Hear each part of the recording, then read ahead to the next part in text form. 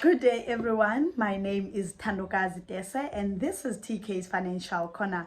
Welcome to my YouTube channel. If it's your first time on this platform, please do not forget to subscribe and hit the ring bell. Also, do not forget to like this video. So today, let's get straight on it. We are talking about purchasing a car in South Africa. You have so many options available to you, but I will only be speaking about two options.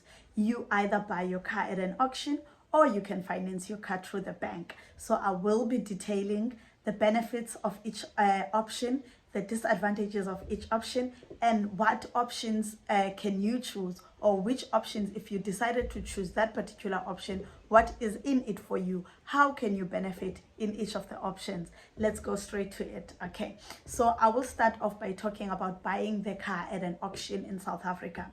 So you have decided this is the car that you want, and you have done your research about this car, you like this car, you know how much you have, and you're ready to go. Okay, so the first thing that you need to know is that in an auction, those cars are sold under a footstool clause, meaning that you are buying that car as is. If something happens 2 minutes after you've left the auction on the car, a breakdown happens, a mechanical problem happens, a gear breaks down, you know, all those problems have nothing to do with the auction that you have bought the car at. They have absolutely nothing to do with it. Any problems that you encounter after you've purchased that car and you've taken it out of those premises has nothing to do with them. And the second disadvantage is that you do not have much time to test drive this car at an auction. Remember, they mean business, they don't have the whole time. Okay, so you won't get time in most situations to go around and test drive the car, see if you're comfortable with it, how does it feel to drive this particular car. They do not have that time. Okay, disadvantage number 3, the car does not have a warranty. Most of those cars are repossessed cars. Sometimes they are 3 years old, they are 4 years old, they are 5 years old. Therefore, they do not have warranty attached to them. So it's either you are willing to bear the cost or for yourself when a mechanical problem takes place, or you will sign up for a warranty with those companies that offer car plans or car warranties. Okay, so those are the 3 things that you must be aware. Now, once you've purchased that car and the final price have been said, say the final price is 100,000 rands and it has been said by the auctioneer on the hammer, so you must bear in mind that there will be other additional costs, such as 15% VAT that will be added on the total price, and also the commission of the auctioneer will also be added on the price. So please, you must prepare for these additional 2 costs, because if now you do not prepare for these 2 additional costs and you find yourself not having enough money to pay for these 2 extra payments, you will end up having to go for a loan or having to go into your overdraft or taking a credit card, which then defeats the whole purpose of going to an auction by trying to get the car at a lower price.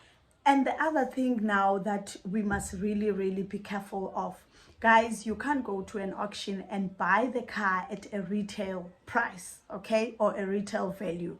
Please do your homework. Go to AA website, www.aa.co.za.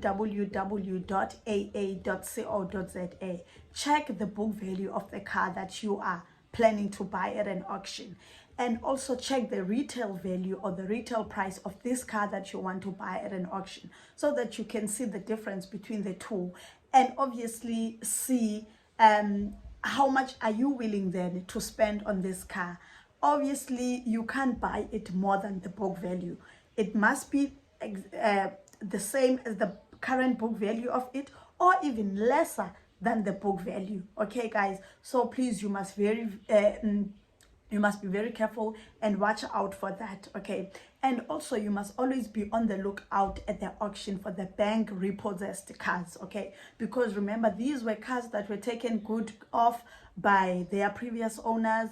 Maybe the car is a 2018, 2019, 2020, or even a 2017 model, you know. So most of these cars, they are not 5 years old, you know. So be on the lookout for those. You don't want to go to an auction and take a car that you do not know how it ended up being there, whether it was a stolen car or it was a car that was involved in an accident, you know. So you don't want that. Just please take repossessed, bank repossessed cars, so that at least you know that you are on the safe side.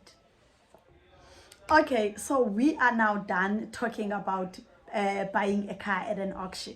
So we're gonna be talking now about the so obvious method, which is financing the car through the bank. Okay, so this is what I always think or say, you know, that you know, this is what you want to buy, this is the particular car that you want to buy, and this is your budget. Okay, so let's say you're willing to pay 5,000 rands on a monthly basis on this particular car.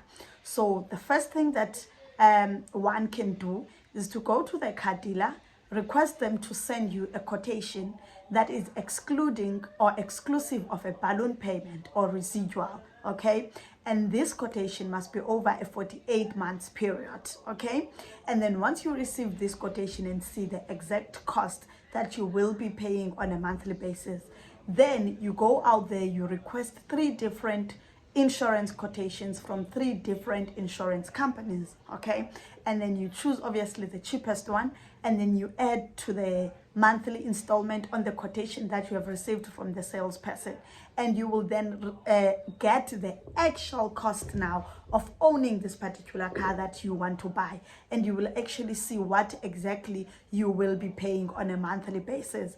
And in most situations, the advertised price on that particular vehicle that you want is not the same as the actual cost after you've done this homework. And you will see that in most cases they advertise that you will be paying 5,000 rands on a monthly basis on this particular car, and you're like, wow, okay, cool, I can afford that, no problem. And then boom, to your surprise, once you've done this homework that I'm talking about, it actually doubles up. You know, you end up saying that in fact this car is gonna cost me 9,000 rands on a monthly basis, or it's gonna cost me 8,000 rands or 10,000. It's far above what they have advertised it to be. So please also do that homework so that you can see the actual cost of the car versus the advertised cost.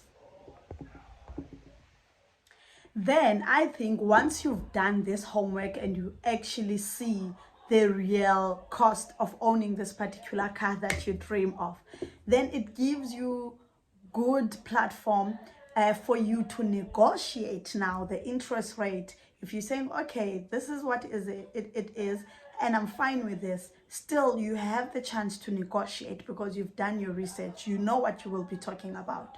So you can then negotiate a lower interest rate, compare around, and for example, if your bank is offering you a higher interest rate, you can then pull up your research and say, listen, bank so and so, I'm not banking with them, but they are able to give me this percentage which is lower than yours, and I'm banking with you guys.